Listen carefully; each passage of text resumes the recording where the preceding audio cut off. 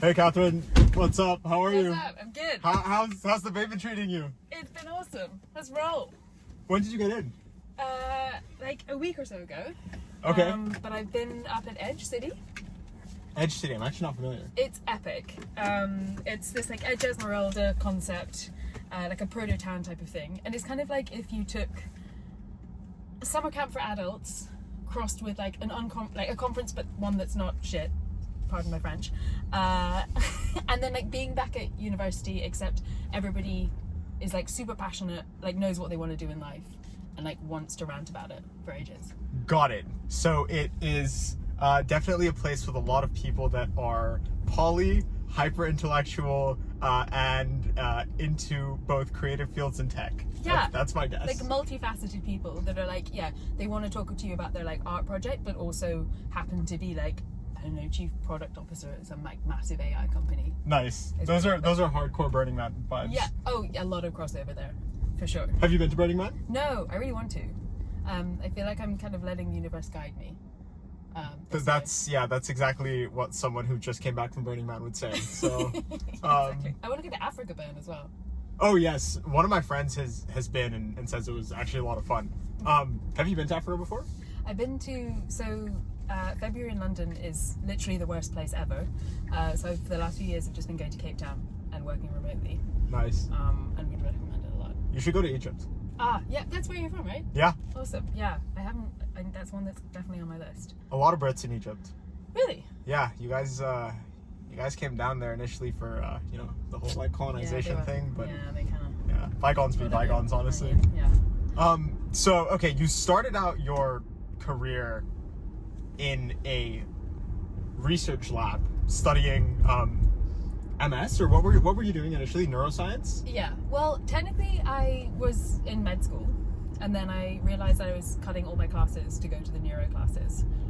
Like anything neuroscience related was basically endlessly fascinating to me. Partially because it was one of those subjects where the more questions you ask, the more confused you get. Like the answer to every single question I had. It depends. It depends, or like, we don't know, or like, maybe we'll know in 15 years. In mice, technically it works, but yeah, but also we don't know why. And it doesn't always work. This is something that really frustrated me when I started investing in biotech, is like the answers were just so like, well, yeah, this is what we think it is. I'm like, what do you mean? I'm like, well, we don't. Yeah. It's... And also, like, to the context of like, it was, for example, like depression. Like learning about like what we know about depression, which is basically -1, and like all of these antidepressant medications that we were giving out, and then realizing that like most of them were worse than placebo, and yet we're literally just shelling them out like candy in most places. Yeah. And just like things like that were just, it kind of made me angry, kind of made me more curious. Prescriptions as a service, baby. Exactly. Now I keeps the healthcare industry going. Exactly. It's funny how things So come full messed up. circle. But it's crazy because like you can have this like one type of like serotonin that like completely makes your depression worse, and then this other type that happens to be in these specific compounds that are commonly used here. Yeah. Well, and also the serotonin hypothesis is like provably false, and yet we haven't changed the like we know that a lot of it's like basically bullshit, and yet we still prescribe it. This is true. I mean, okay, I know you've done some work on psychedelics research. Yes. What initially got you into that, if you don't mind me asking? Yeah, so it was a really weird situation because I was working at an eating disorder ward at the time, kind of doing this like patient advocacy stuff, and essentially being an in-between between the patients, the researchers, the clinicians, and the strategy people, because they didn't really like to talk each other's languages, and I was essentially just a translator between those four like stakeholders. And eating disorders are really, really tricky to treat. It was quite horrible, honestly, working in that ward, seeing that there was very limited options that we could give those people. It's like is the deadliest mental health disorder. Well, now technically the second most deadly, only after the opioid crisis. Sorry, this is taking a dark turn. I promise we'll look back out. But yeah, and then there were a couple of patients that I saw on the ward that were very, very unwell. They just suddenly got way better. I was like, how have you done this? How we need to scale whatever you've done. And the answer was, we've taken psychedelics. And which was ironic because obviously, I ended up studying neuroscience, but maybe somebody had mentioned psychedelics once in the context of like, don't do drugs, and that was it. So I started which is very part of my character, I got obsessed, started doing all these deep dives, met like all of these big, because in London, What type of deep dives were you doing? oh, like any books, I was like ordering these textbooks that were literally like this fat. Okay. Like all coming, like just devouring everything I had. Like there was a really good newsletter called Psychedelic Alpha that had come out. I was basically just reading everything. I started to write my own like white paper on it. I started getting in contact with like all sorts of like charities and groups that were like facilitating therapy areas. And then I just kind of found that it was this area that had been doing really well actually before, you know, the 60s and the Vietnam War. Like even for example, the founder of AA, he'd taken acid and realized that there was like a lot of therapeutic benefit for people with like alcoholism or other addictions. Incredibly effective in with alcoholism, and specifically very effective for alcoholic women. Really? Due to this thing called the telescoping effect, which essentially is essentially like alcohol for some reason causes women to downward spiral a lot faster than men. But conversely, like the psychedelics like counteract that effect faster. So it's almost like they just both things work on them stronger essentially. Yeah, totally. Also, weirdly, side note, depending on where a woman is on her cycle, which is also something that we really haven't understood, like because the way that you absorb drugs is very different depending on where you are in your cycle, depending on like what hormones are in, which is kind of fascinating. More complexity, as though we needed that. Exactly, and it's just like, it's just one of those areas, like even finding out things like that, you're like, what, how, why? This is so interesting. So I got really interested in that, and I actually wanted to work for Atai, which is a big publicly traded. Yeah, actually, Christian Angermayer backed a fund that you used to work at that has done a ton on the psychedelic research front. Yeah, and that's how I got in contact with him and the Remind team, because I wanted to join Atai. I was like, well, these guys are, you know, I kind of like their model. They were kind of acquiring lots of different types of little psychedelic companies and that kind of almost being like a platform psychedelics operation. I was like, that's cool. And then I met the partner at Remind, asked him basically for a warm intro to Atai, and I guess the end of that conversation was no, but do you want to come in for like essentially a Trump type internship at this fund that I'm launching? And I did, and never looked back. That's awesome. Yeah. Sometimes just asking for a good warm intro is the way. Totally. And just having those conversations, like, for sure. Yeah. Has that been a space that you've been excited to invest in still? Psychedelics? I'm very interested in the space on like a personal level. I think it will do a ton of good for the world. I like follow it all in like a charitable sense. One of our founders actually, the founder of Peak Games, is starting a foundation in Turkey to help. Like all of this is amazing, but as like a venture style play, I mean, Compass and Atai aren't doing super well. It's a little bit unclear to me. Yeah, I agree with that. I think it is not the thing that you invest in directly, but perhaps it's the thing that causes the things that you invest in. For sure. Is it a space that you've looked into? It is a space I've looked into. I think the key thing is that, like, it is the technology, right? Like, I don't think there's much of, and I hope to be proven wrong, and maybe there are, like, interesting commercial applications, but I almost think it's one of those things that should just be made more accessible, and it's more of a regulation challenge. Yeah. And just getting it out there in safe ways versus like it needs more investment challenge. Yeah. I think it needs more like advocacy. It needs better regulation around it, but I'm not sure if the constraint is like capital, but I could be wrong. Well, it's also, it feels like we're pumping capital in, but it's into an inefficient system, and therefore it's like not doing what we want, because like at the moment we have millions of people on waiting lists for like 10 sessions of CBT. And you know, a lot of like for the MAPS MDMA therapy, it requires like 2 hours of 4-hour sessions with 2 therapists at a time, plus 10 hours, like 10 sessions beforehand, plus into like all this kind of stuff. And I'm like, well, that's just not gonna. We have to figure out the broader like how we deal with mental health first before we start adding this on. Otherwise, like, there's nowhere for it to stick if the infrastructure on which we're trying to stick it onto is like such a mess. Yes, like it's almost like there's three components. There's like the scientific component, Yeah.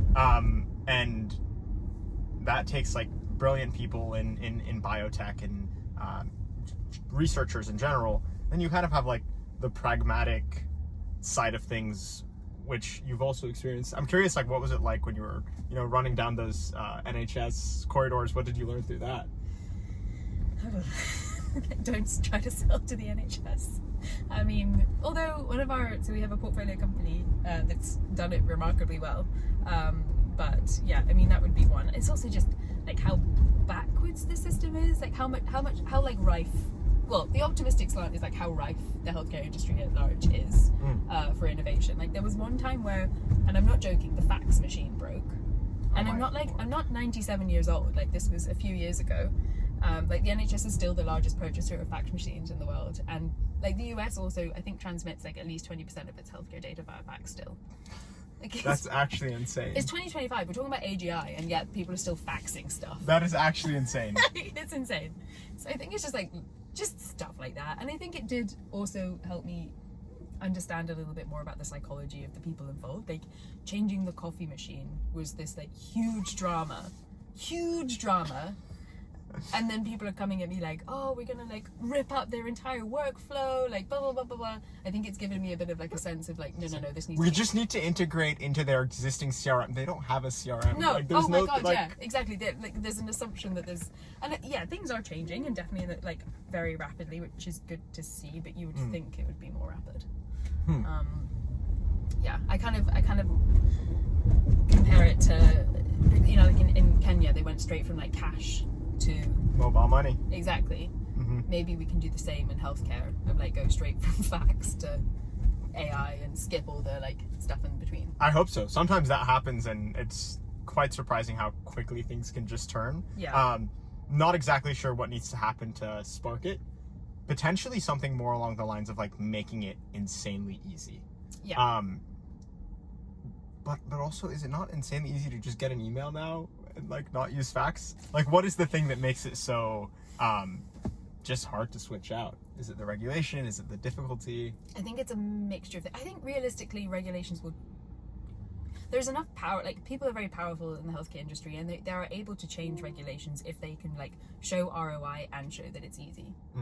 So, and I do think that AI can do both of those things, and there are amazing companies doing both of those things, and therefore like regulations are starting to change. Like you can take the very pessimistic view of like it'll never change. We're like it's going to be absolute chaos. All these like AI agents are going to have all our healthcare data, and like chaos will ensue. But also, I don't know. I'm a VC. I can't be if you have that view, then it's not a lot of investing that can happen in that case. But I do think it's that. Wait, also, let me put my phone on airplane mode. Otherwise, I'm just gonna get blown up. There we go. Oh, no FSD, don't punish me. All right. There we go. Yeah, we're in San Francisco. Ah, that's cute. It reminded me of like Mario Kart Rainbow Road. I wonder if that's why they did that. Oh yeah, fair. I was thinking like Burnout. Did you ever play Burnout? I did not, no. It was great. What video games did you play growing up? Time Splitters 3 was the absolute best. It's like a very obscure game that nobody else has ever heard of. Do you still game? Occasionally. Not so much though. I'm definitely a huge advocate for like letting kids game though. Like our parents were very anti it. Like you'd have to like sneak around, like play video games in the dead of night kind of thing, because they're like, this will rot your brain, and I actually totally disagree with that. Yeah, I think they either need to be doing like deep internet stuff or touching grass. I don't want them necessarily spending that much time on like TikTok or social media, but if they want to like build a Minecraft server, by all means go ahead. If you want to like get a computer, by all means go ahead. If you want to go touch grass, by all means go ahead. But if you're just gonna like sit there and scroll, oh, are they gonna go or can't quite tell? I don't think they can quite tell either. Okay. No, I totally agree. Yeah, if you're just gonna sit back and consume, then that's not. Then just sit back and like lie on some grass for sure, or participate, think about strategic things. Has there been anything that's like shocked you about American consumer culture? Yeah, it is quite intense. Like, I was staying with a friend a few weeks ago, and yeah, you go into their lobby, and every day there's thousands and thousands of Amazon packages. Yes. What yes. is that? Is that something that you... Capitalism, baby. Goods and services. How long have you been in the US now? I've been in the US since I was 17, so I'm dating myself now. I think I've been here for like 8 years. Wow, okay. So you're used to it. Used to it, but like still every once in a while I'm like, wow, there's just like so much stuff to buy and like so many things like trying to like grab my money. Like in the US, one of the things is like you have to actively protect your money, or like all the subscriptions and all the like traps and potential, like everything is like actively trying to like siphon away your capital, so you need to actively protect it. Totally. Versus like in Egypt or like in France, I was like, okay, like if I don't spend it, it's just gonna be there. Yeah, it'll just accrue. Yeah. Did you see that on the Amazon packages they started using it as advertising for like TV shows and stuff for Prime? Oh my god. I mean, it was only a matter of time. I'm actually kind of surprised. Yeah, that it's didn't pretty smart. Yeah. When I saw it, I was like, oh yeah, of course. But it's like peak consumerism. Yeah. Yeah, I'm really excited by like technology in the US. I don't really love the state of commerce here. Okay. In the sense that like the quality of life and the quality of goods and services is actually not that exceptional, but like the cutting edge tech here is great. Yeah. What are you most excited about in the next few years with everything that's going on, from like AI to current government? I'm probably most excited by the ability to like actually take ownership over like self-experimentation and like being able to literally just do our own experiments on our bodies and have the right to just do that, and then a limited like expanded capacity to have other people try out these like biohacking experiments, whether through things like Prospera, Hair DAO. Yeah, stuff like that. Interesting. Super interesting too. I love that. There's just these two guys that are just obsessed with hair growth. And yeah, like anything. So I really hope that we have better temporary gene therapies and stuff that we can just like try out, see if we like it, see how it works, and if it doesn't work, stop it. Things like everything going on with peptides is also really exciting. Yes. Like Yeah. just being able to like get on the cutting edge of personal health, I think is cool. Totally. What about you? Yeah, I mean, I would agree that a lot of that is really interesting. Some of it's slightly worrying. There's a really cool biohacking group that meets up in New York like every Wednesday, and like they're all like taking methylene blue. Yeah, wait, I think I'm in that group chat. Is Jay. it? Yes, Yeah, yes. yeah. Wait, He's I'm in. awesome. That's so crazy. fun.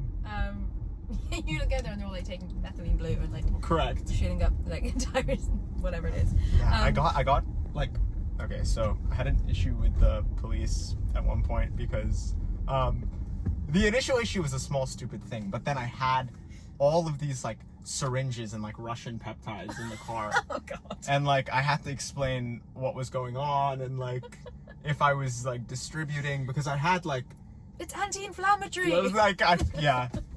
And then I had to like pull up like a Notion page, and then it'd just be like, it was like cortexin and cerebrolysine, and I was like, the Notion page I had titled like mootropics because they come from cows, Right. and then they were like, Classic. I think they were they saw the Notion page and they were just like, no, don't want to deal with this right now. Just go, just go. Like, so yeah, now I don't have 40 syringes in the car anymore. Good to hear it. Good to hear it. That's starting to be a little bit alarmed there. Got lucky the first time, so yeah. Why did you have so many?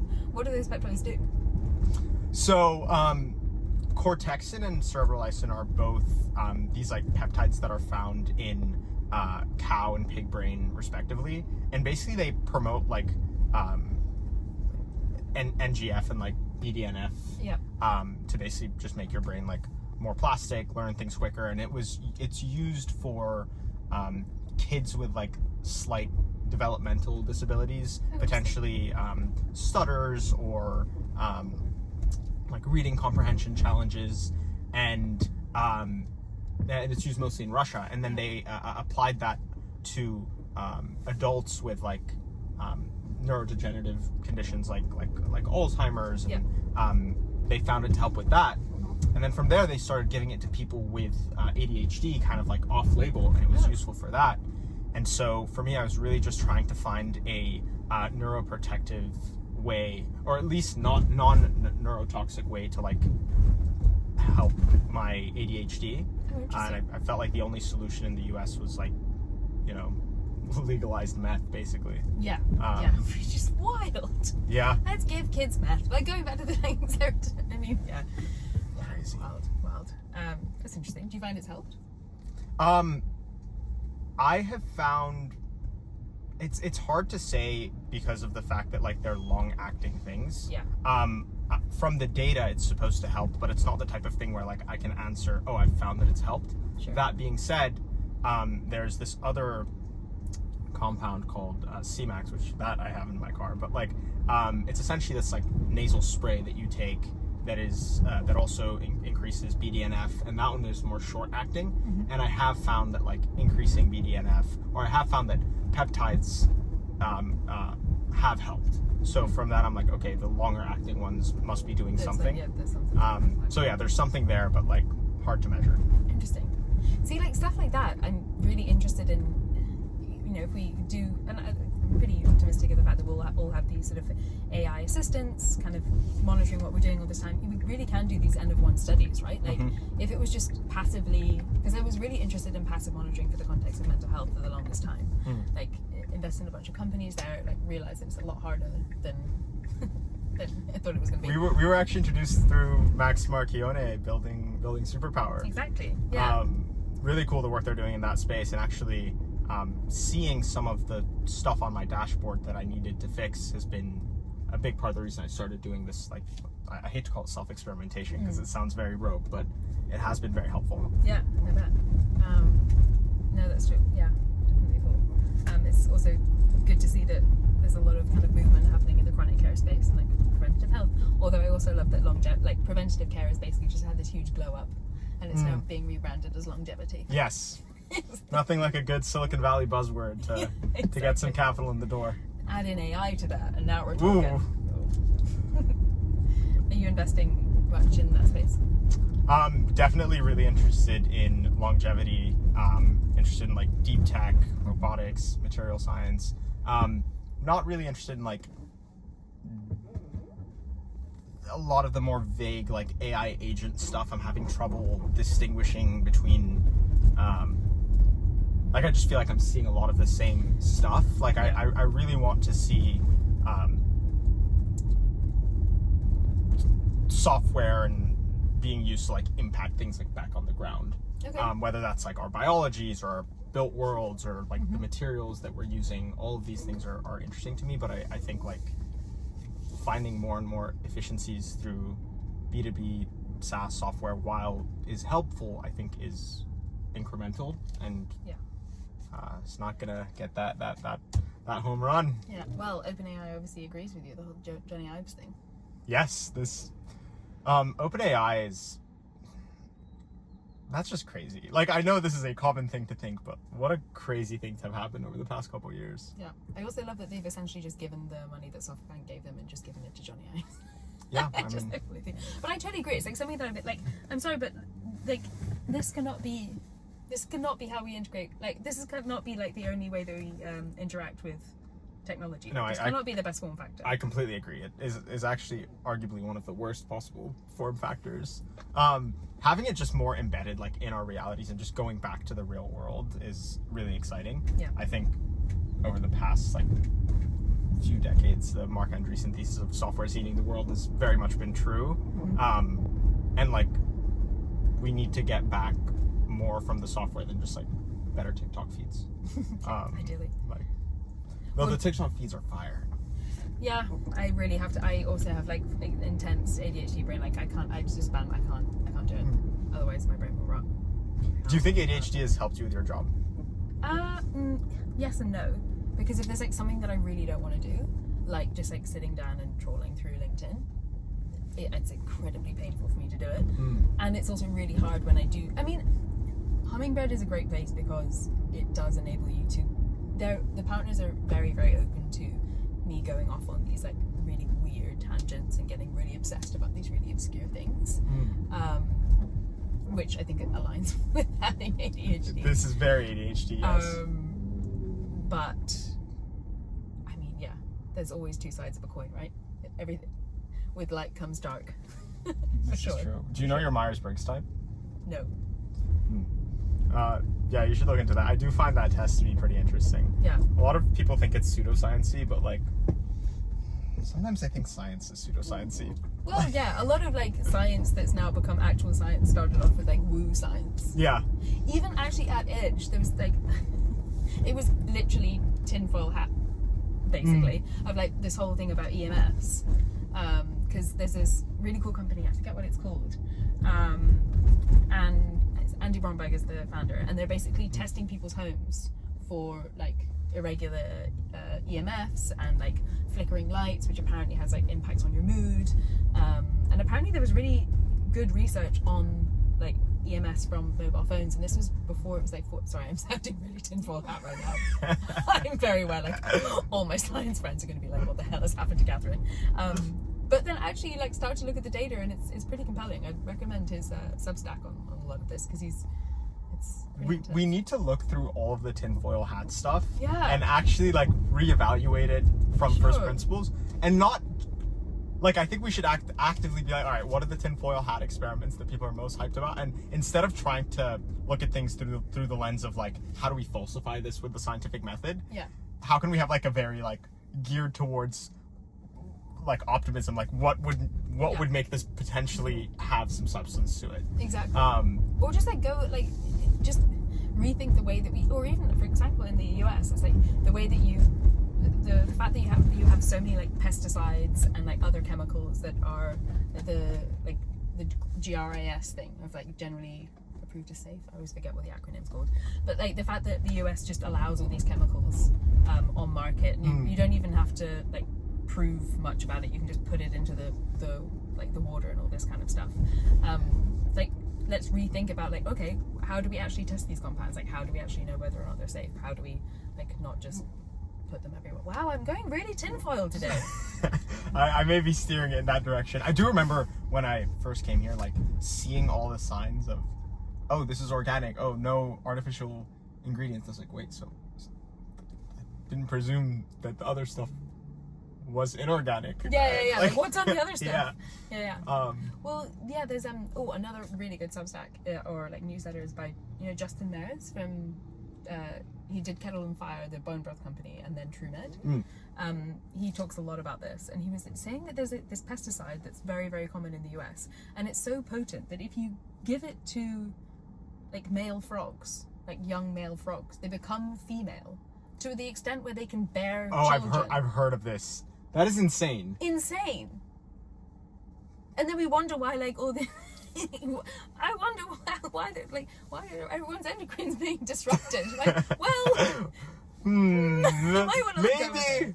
Yeah, but then you can't even bring it up because people are like, oh, that's such a non-scientific thing. Like, I don't know, you can't even talk about it unless you're, I don't know, riding around in a Tesla in SF. Maybe it's just because there's a lot of incentives geared towards making sure that we don't talk about it. Yeah. Just like silence all of that real quick. Yeah. Well, the amount of like lobbyists. Yeah. Yeah, it's kind of insane. But yeah, you just do it right along with Justin.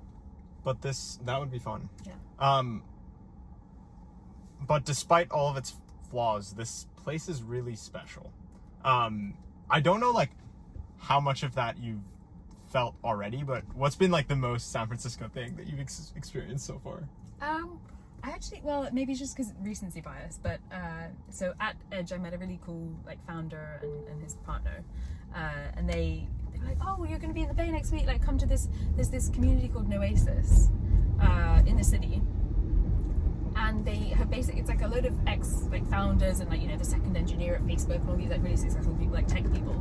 Oh wow, speaking of SF, coming up on the bridge, what a beautiful view. Yeah, they bought up basically like a whole street, and they all commune around. They've like built up this little community and they all just like pop into each other's flats, and it's like, you know, just there, and then like Perma burners. yeah, perma burners for sure. But they're all like incredibly interesting and successful people, and it's all very much like yes, and it's always like a lot more. And I think it's why I'm like so much more attracted to the US, particularly at the moment, where, you know, if you go to someone with an idea, they're like, yes, and how much? Oh, and then also, and they try to add to it and make it bigger. Whereas I don't know, in the UK, it's very much like, oh no, that won't work, and they try to kind of make it smaller and diminish the idea over time. Yes, a lot of like tall poppy syndrome-esque Yeah. effects outside the US, Totally. or outside of like Silicon Valley in general. To a certain extent, like, you can actually play a game here where literally try to like try to get people to like disagree with your ideas, and like sometimes if you play that game and come up with the most irrational stuff, people will still find a way to actually make that like thing work. Yeah. Even if it's like come up with a horrible idea, and like people will figure out how to make it an idea that actually could do something. And then maybe it does. Maybe and that's then what I was trying to do with the EMF thing. You don't know. Hey, maybe plant that seed. Would you move to the US? Yeah, I think I would. I mean, Hummingbird's kind of building. We're opening an office in SF. Okay, that's exciting. Yeah, I feel like I come out here a lot. So yeah, I went to this like summer camp thing, it's a 3-day summer camp-esque thing that one of our like LPs who are awesome hosted, and yeah, Hayo was there. Nice. That is the sound of me driving badly. Whenever you hear that, it means Tesla's like has its opinions on my driving. It's been very useful. I didn't think you were gonna. Maybe my bar's low. Maybe I'm just a bad driver, but I think you're doing fine. Okay, summer camp, and Hayo was there. Yeah, nice. I was there. Yep. She would also do the extreme deep dive into random topics. Yeah. Like, we would just like talk about stuff, and all of a sudden she'd go into this like biotech wormhole. Yeah, like, yeah, it was so super she cool. could get it, like anything physics related, robotics related. She's a gold mine. She'll nerd out. Information for sure, which I love, and I think it's kind of what Hummingbird optimizes for versus the sort of MBA kind of people. Which I know you deferred going to Oxford. That's a pretty big decision. What went into that? I mean, I feel like it's one of those things where in hindsight it's easy to create this like beautiful narrative around your decisions, when in reality I think at the time it was just it just didn't sit right. It kind of, I realized that I was doing it for reasons that weren't actually beneficial. I was doing it to like pump up my own ego. I was doing it because I thought that I needed,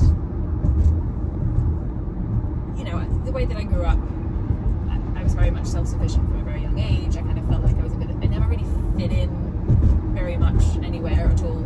I arguably still don't. I've kind of like flitted around, like never quite a scientist, never quite a like business, all this kind of stuff. And I think I thought that I needed the title, the acclaim, or whatever it is that comes with like having something shiny on your resume. And then I think I just kind of realized that I didn't care enough about what other people thought to put myself through what I felt was a waste of time. And I think I had this kind of sense of urgency in terms of life is short, and you know, a year when you're like in your early 20s.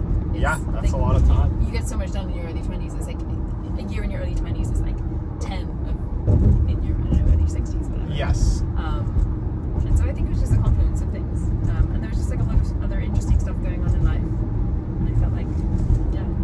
Where did you go to college? I did a kind of weird like program at the extension school at Harvard. So basically, I was like working on this like project that used computer vision to like help blind people identify different things, and yeah, I just got kind of like obsessive over that. But at the same time, my family wanted me to like go to college, and I wanted to keep working on this project, and we kind of settled on this like, all right, maybe I do like online school. And then I learned about this like extension school program at Harvard where you can both take classes like partially in person, partially online, while also like working. The caveat was there, at the time you had to be at least like 25 years old to do that program, because they didn't want a bunch of like undergrad age kids doing that. Yeah. So I ended up like petitioning the admissions board to make an exception, and I had to just like show them show them stuff I was working on. I was like really proud of this like patent that we got, and they ended up being like, okay, you need to take these 3 classes, and if you pass them, you're good. And then I ended up not passing them, and then I just was I just like got distracted. Like I started like doing random things and like getting I was like doing internet stuff, I guess. Okay. I was like, it wasn't even stuff that was significant. I was literally just like getting paid like $8 for helping random people online convert like a PNG to an SVG, right? Where all I did was I was just like take the PNG, throw it in like a converter, done. Like cool, I just made $8, and it started like that.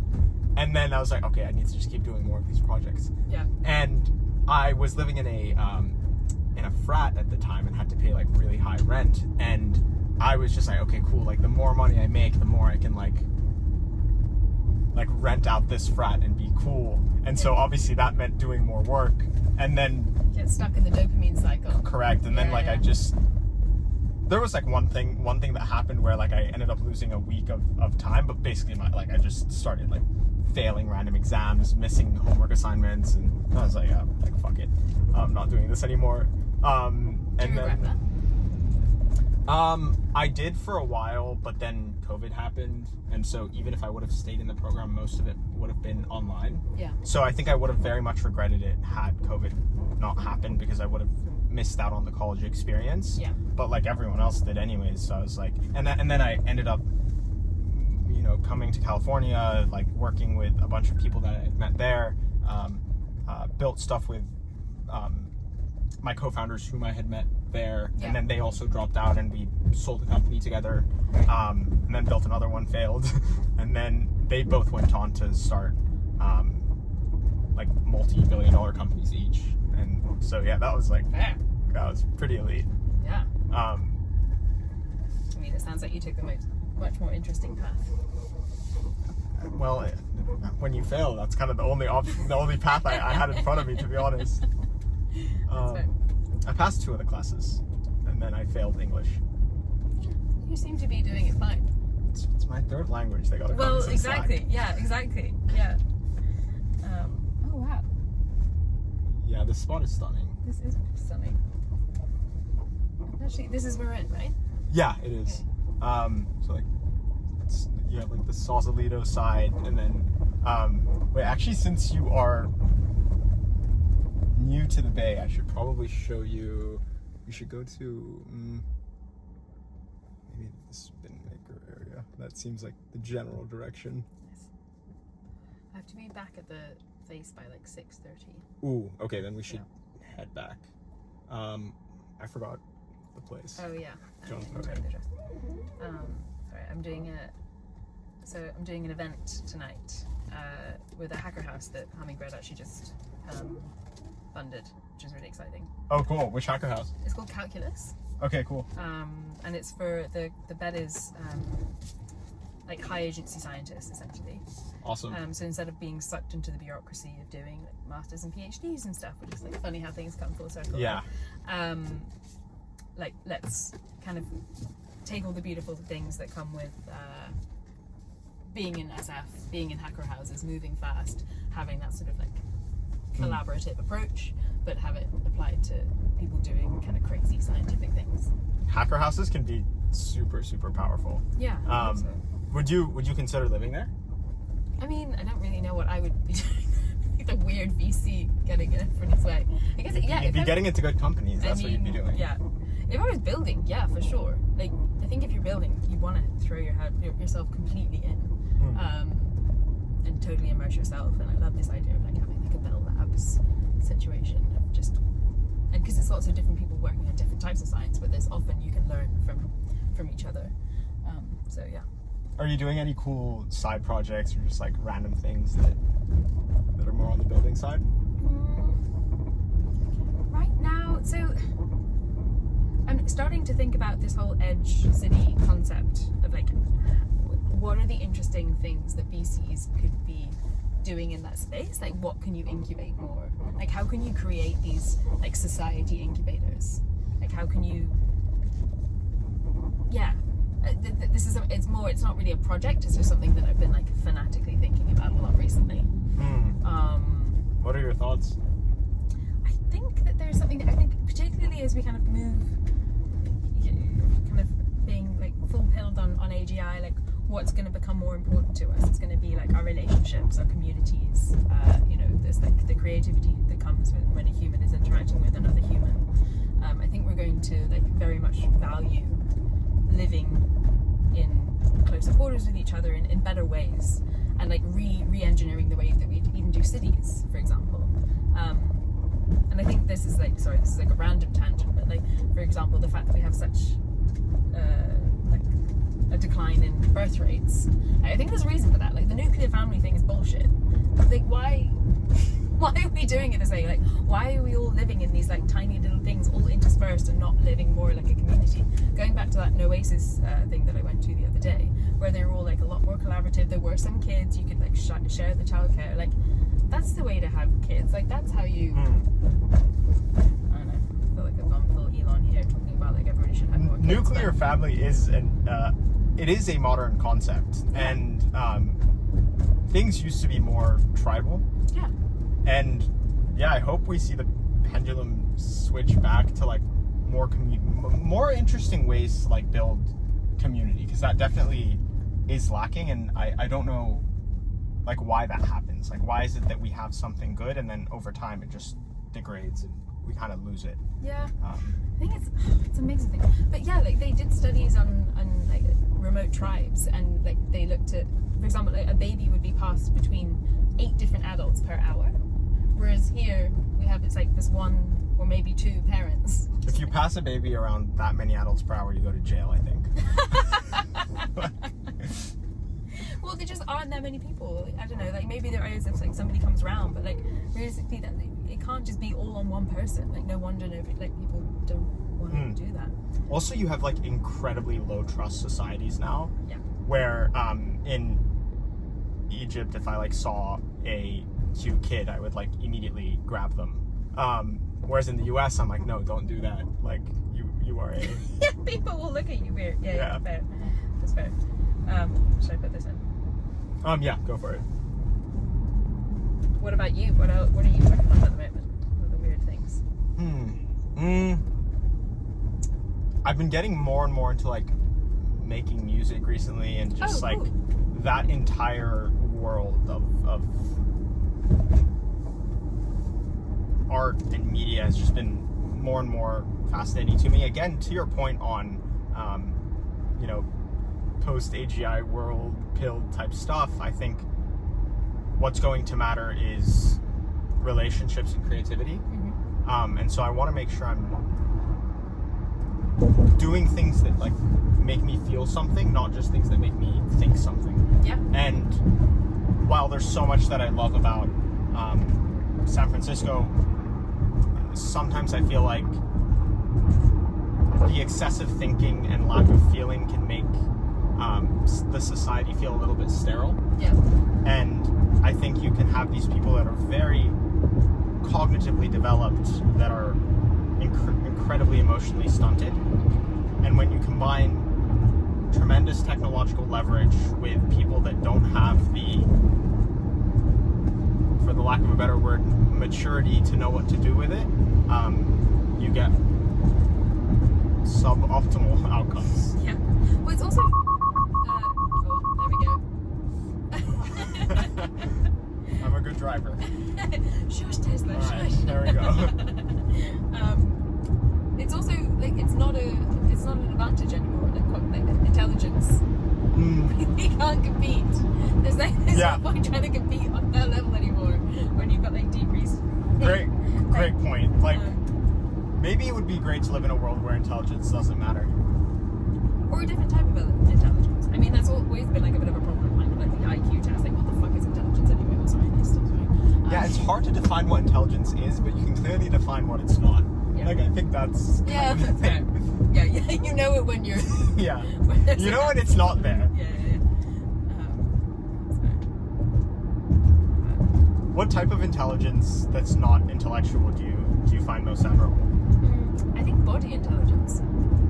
You know, some people who just like seem to be so in tune with when they're getting sick, or like, oh, I'm really deficient in this, like, oh, I really need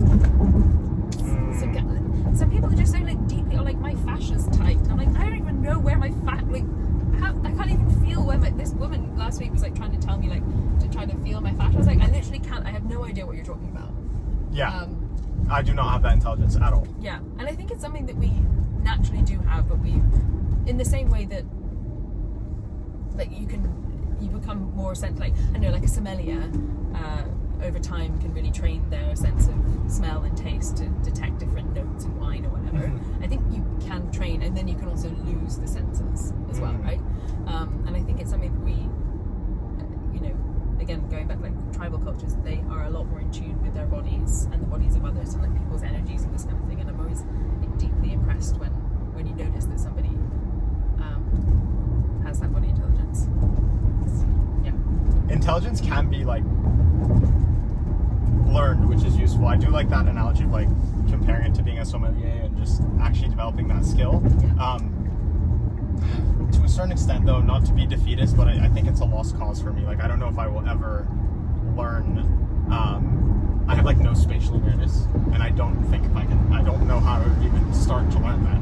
You can though, with like the studies that they did on UK like London taxi drivers, where they literally like the size of their hippocampi literally grew, actually grew, because they were learning the whatever it's called, the whatever it is that London taxi drivers have to memorize. So I don't know. Yeah, there's like a map thing they have to memorize, right? Yeah, which is now completely opposite. That must be so annoying if you're spending. You can just it is good when people know intuitively like where to go. You can just feel it. Yeah, I can feel when I'm using a map. Yeah, that's fair. Yeah, I definitely don't have a thing where this is really embarrassing to admit. But you know, when they're like, oh yeah, east is that way. It takes me way too long to figure it out. Like looking at the sun. Let me add Land's End. This spot is cool, and then we'll make sure you get to your. Where are you doing your event? At the Hacker House. Where's the Hacker? Okay, well, where is this Street. Okay, cool. That should be fun. Have you? Yeah. Is this Hacker House new? I think so. Okay. I love the fact that Hacker Houses just like randomly spin up. Yeah. They just like spin up. They attract like super cool people. You just like make so many friends. And then, as is the natural like course of this type of stuff, they eventually kind of disintegrate into nothing, and no one asks why, but you just remember all the like cool people you met. Yeah, I guess you do need to have somebody kind of maintaining the soul of it for sure. I think that so there's two guys running the Hacker House, and this seems to be their like real life mission. You know, when we were talking to them about like why do you want to do this?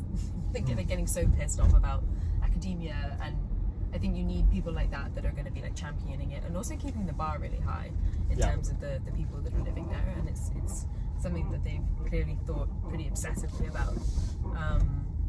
So no, but I agree. I think if you don't have that soul and drive, it's the same with a startup, right? Like you need the founder really pushing things through and keeping everybody on mission.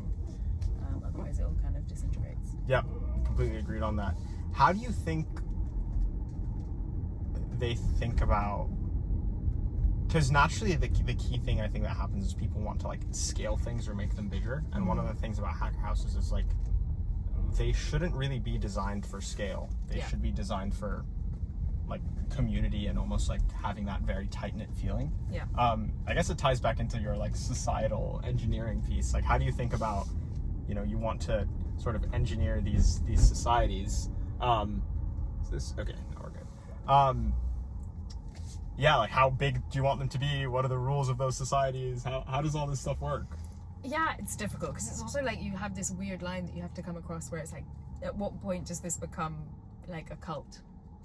and it's also ideally at the very beginning. But it's also like how permeable is the membrane into the society, right? Like if it becomes too closed off, then I think issues arise, and it becomes too you lose the beauty of it, whereby like all of these different people are coming together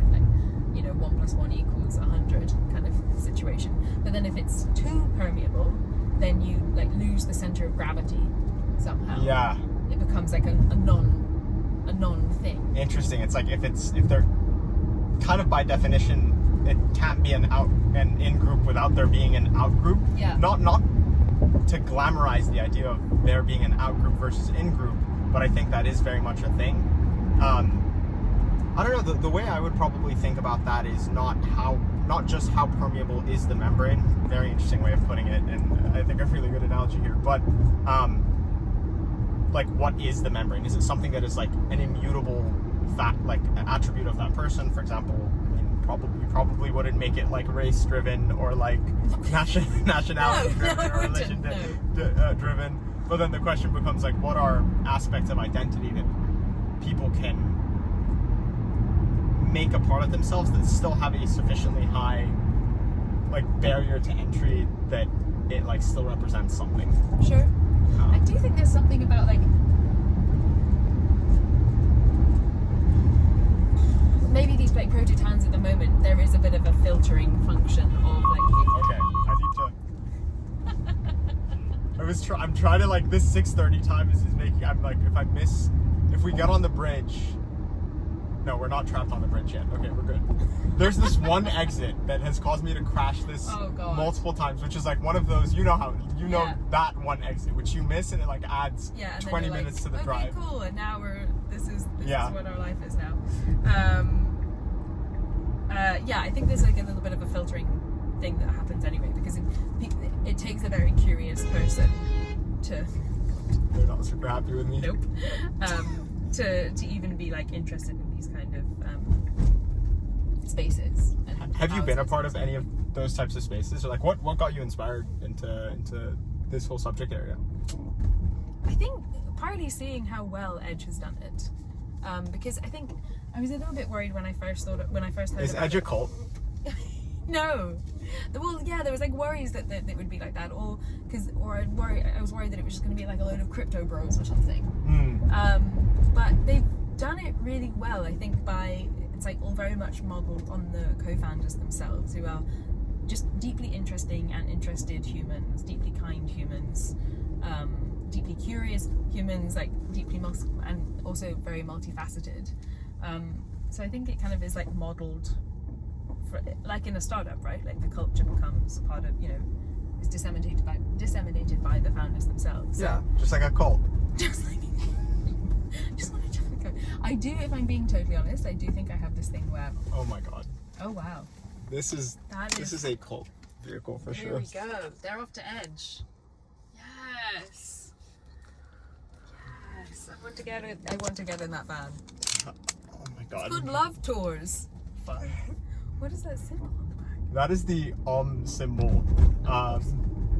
This is like, okay. This is a little bit too on the nose, hippie wise. Yeah. Like, I'm actually unsure if they're real hippies. I don't think I caught it. Some of them. One of them seems to be wearing like a polo. I don't think that's hippie. Yeah. I think. Pretty sure that's like against hippie mandate. Yeah, for sure. But. Oh yeah, I think there's definitely a thing of like, because this whole thing of me never feeling like I quite fit in. Maybe. Wait, explain that. You've said this a few times now, and I totally see why you don't fit in. Like, there's just so many issues. But beyond the, no, I'm kidding. Beyond the fact that you're clearly a weirdo, Catherine. Yeah. What are the ways in which you feel like you don't fit in, or it seems like you have fit into a lot of things? Oops! I just accidentally sent a thing to. Oops. There we go. Let's not do that. How are the ways I don't fit? Well, I moved around a ton as a kid. Okay, same. Oh yeah? Yeah, no, go ahead. I won't cut you off. I'm curious about where you moved it. So all around Europe, but insanely free. And it wasn't that my parents were diplomats or anything else. I think they were just sort of dopamine chasers. Always on to the next thing. And I do think if you grow up in that way, because we moved around so much and we weren't in the same country as like my extended family, I didn't really have those ties, and you're like constantly having to chop and change your friendship groups. And I think you also learn to kind of experiment with your personality a little bit as well. You start to like, ooh, when we move to Germany, I'm going to be more, I didn't like that I was like this, and I'm going to be like this when I go to the next place. You kind of start to question who you are, and like where your roots are and where your core is a little bit. So I think it's probably stemmed from that. Borderline personality disorder is actually defined by that Great. Thanks so much characteristic. for that. Not diagnosing you, but it's that like shifting sense of identity. Yeah. That probably would make sense if like you keep getting voluntarily or involuntarily like uprooted. Yeah. And yeah, I guess the way in which I relate to that experience is I think I've been to like maybe like 12 different schools or something like that. Moved around a bunch. I've been to like over 40 countries, but weirdly enough, I've never traveled as an adult. Yeah. So I'm curious like what that does to you, where you've just kind of been all over the place, but like haven't traveled much as an adult. I think it kind of, you kind of go one way or the other, and I think I've oscillated a little bit. Like sometimes I'm like, I really want to nest. I want to be like and I like to have like structure and schedules and things in place. But then on the other hand, I think particularly at the moment, you know, I'm really moving around a lot. There's been like a lot going on, and you know, I've been sort of bouncing around a little bit, and I've noticed that I'm able to do that. And when I tell other people about the fact that I've been sort of like moving around a lot, they're like, wow, you must be exhausted.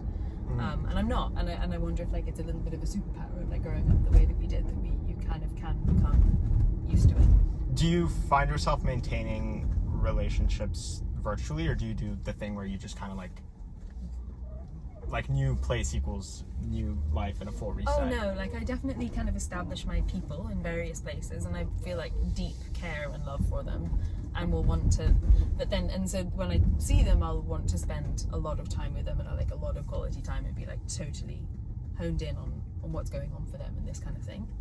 But it's definitely, you definitely have to put work in. You can't just like not message someone for a few months and then expect that the friendship is still going to be as robust.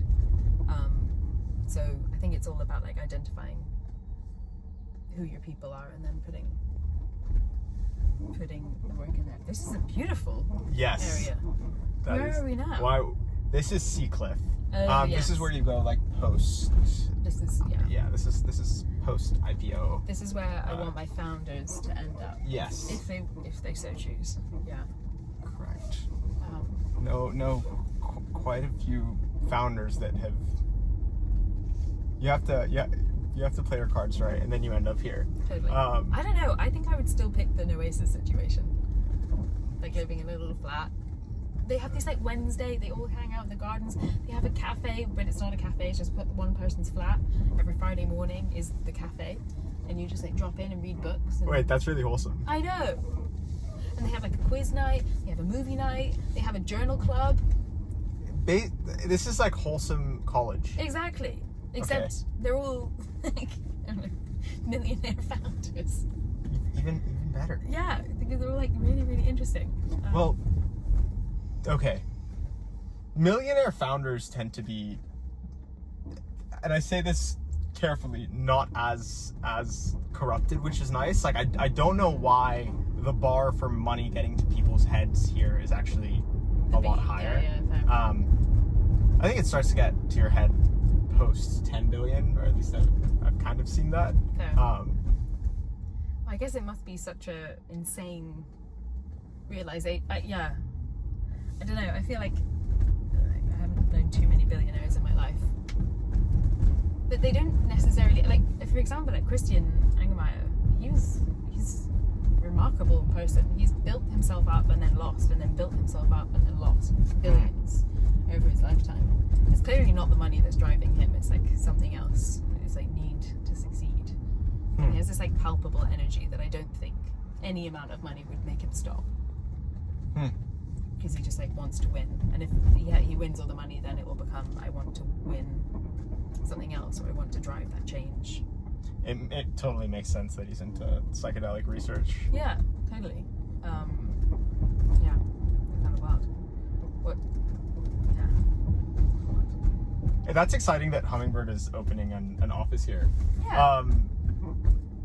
What do you think is the plan for you on that front? Do you want to like move to the Bay, continue investing here, and do the whole SF thing, or do you still feel like pretty rooted in the UK? I think I'm open to it. I think it's worth exploring. I do think it is kind of wild, you know, coming here in a week. I mean, I'm also very conscious of the way that I do my trips here. It's maybe not totally sustainable. I'll literally have like 13 meetings, like scheduled Tetris style. Oh wow. Like a day, plus an event or whatever every day, which probably isn't feasible. But it does feel like a week here is like 3 months in the UK in terms of the kind of people, the kind of conversations you're having, the kind of like stuff that you get to see. So yeah, I think it would like accelerate my learning, accelerate all the cool stuff that I'm doing by moving here for sure. Would you ever leave? No. But I would think about leaving for like extended chunks of time. Okay. Almost like I don't want to call them eras, that's so like self-aggrandizing, but just like I'm just gonna like go do music stuff for a bit, or I'm gonna go to, I don't really know. So far I've mostly been constrained to the US, and it's surprising how many different like kind of worlds you can enter here. There's like the entertainment industry, there's New York, and I just have really enjoyed exploring just like tech, media, finance, and I want to go even deeper into science. I've gone relatively deep, but I want to really immerse myself like deeper. The one experience was like living in a lab in South Bay, and that was a really cool. When did you do that? I did that. I actually like lived back and forth like intermittently, but like within the past like year and a half, I spent like multiple months living there. I was like the first man to get like a genetic tattoo that senses your hormone levels, and that was really cool. It was like a company I invested in that I'm like really proud of like what the founders built.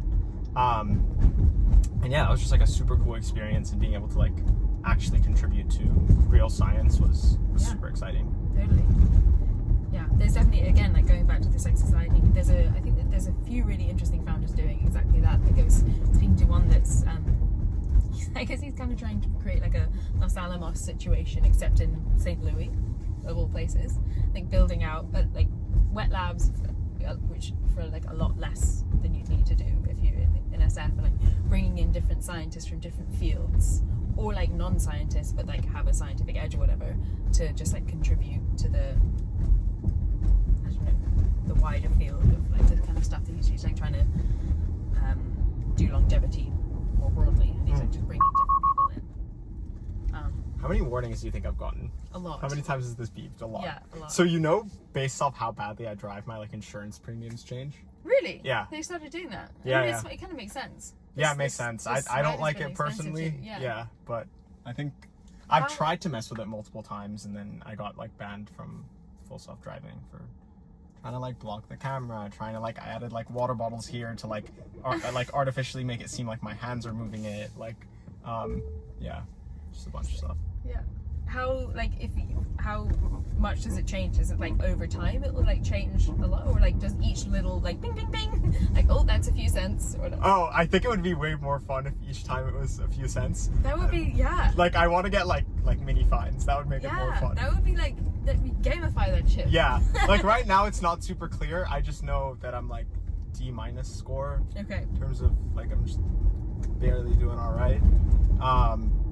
But yeah, I love the little like all the different American like scoring mechanisms and like credit scores and like all these like hacking insurance premiums. I just find it to be like a fun game. Well, up until I mess something up. Well, yeah. But I also feel like there's something about like making it real time would be way better, because we're not very good at like, it's I guess the same in healthcare, right? Like, yes, I know I should, whatever it is, I should go for a run, or like I know I shouldn't eat that thing, or whatever it is. Yes. But like in the moment, the ROI is better than, even though I know that in a month's time I'll feel like crap for doing that. Correct. Yeah, like if I just saw like a couple cents get knocked off. Oh. Whoops. As you can tell, I'm Couple of cents there. definitely a spaz. Yeah. This is why I need to like always be going for like drives or walks Totally. or I just like I'm so fidgety. Have you got one of those walking treadmills? No, that's so high Max has one, and that's like high performing human behavior. Yeah. That's not me. Like I can't. Like that takes. What do you mean that's not you? That's not me. Like that takes a lot of like executive functioning and being like, I'm going to exercise as I work. Like that's a sign of actually having your shit together. I'm like a not that. I think you would love it. I think you'd love it because it gives you like that kind of part of your brain that's just constantly going. Brr, brr. It has to focus on the treadmill, otherwise you'll fall over. Do you have one? I have had one in the past, like not at the moment because like at my old place I did though, and I really liked it. It took a while to get used to, but then once you do get used to it, it's great. I once had a meeting hilariously with someone, and we were both on walking treadmills, like on either sides of like a tall desk, just looking at each other, just like walking at each other. And then like the remote control was on the desk, and I'm a very competitive human. So then when they kept putting theirs up, I kept putting mine up. It's like, where does this go? Like at one point, are we just going to be like sprinting at each other? Not commenting on the fact that that's what we're doing. I don't know if this is like funny or dystopian. Like something about that visual is just like so jarring and hilarious to me. It was a very intense. I did come out of that and was like, that was a really intense meeting, but I kind of liked it. I felt like I could focus more. We need more meetings where we like do stuff. Yeah. That's not like I'm no more Zoom and coffee. Like there's only so much Zoom and coffee that can be consumed. Oh my god, yeah. On these trips, I swear to God, I drink like 17 gallons of milk and coffee and matcha. It's insane. I'm just like very highly caffeinated and very high calcium and vitamin D. I'm sure that is like every productive person's diet. Yeah. I don't know how I think, but there's a point at which you just become really like. Correct. I have this like little like caffeine squirter thing that I use to caffeinate myself. Oh wow. Yeah, it's very efficient. This like Mio thing. Oh wow. So, like a little bit now. It's 6:20. These emails aren't going to answer themselves. Okay, that was a very SF situation. Yeah. Well, actually, they can if I add like an AI agent, but. No, exactly. But it's not really aligned with your biohacking if you're having caffeine. So it's fine. It's fine. the endless.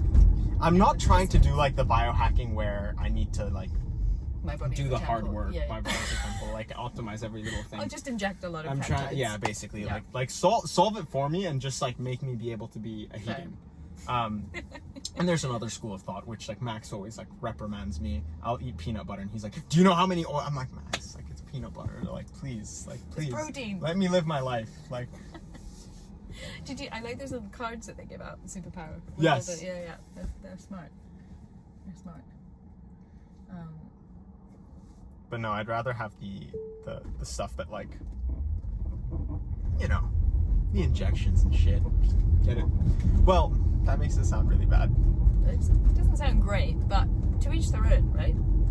Well, I think, okay, so the way I think about it is there's a lot that we can optimize like through effort. And there's like an 80-20 there of like there's stuff I won't do to not harm myself.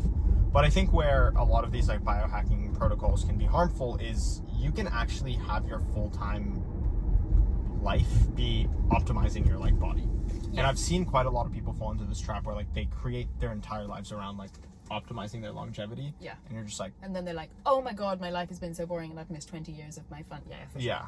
I actually also think that, this is maybe slightly controversial, I think people can meditate too much. I've actually seen like some people, they meditate too much. They go too... Yes. Everything is too intuitive. Everything is too thoughtful. Everything is too like, I don't know, I guess it's also like, maybe it's like a different kind, maybe they need to meditate in a different way, but it just becomes like too inwardly focused. Yes. It's almost like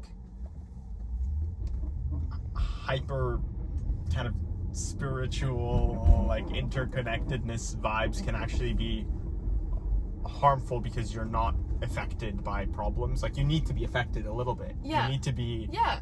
like you need to emotionally respond. Yeah. My dad my dad is Buddhist, and like I get really mad at how like Zen he is, Oh, interesting. and I'm just like react, like show me something, like be like be human. Yeah. I'm just imagining you just like prodding him. Yeah, I just keep escalating more and more. Like I try to get a rise out of him, and he just doesn't react. I wonder if that's the like. I guess it's kind of like if the ultimate Zen Buddhist is on one end of the scale and the ultimate like total ADHD is on the other.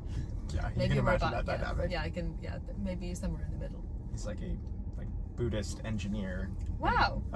And so he's just like quite Zen, but he's like wholesome, but also like very rational. Mm-hmm. And sometimes I'm like, does he have that part of his brain that like knows what like extreme emotionality feels like, or what being ADHD is like?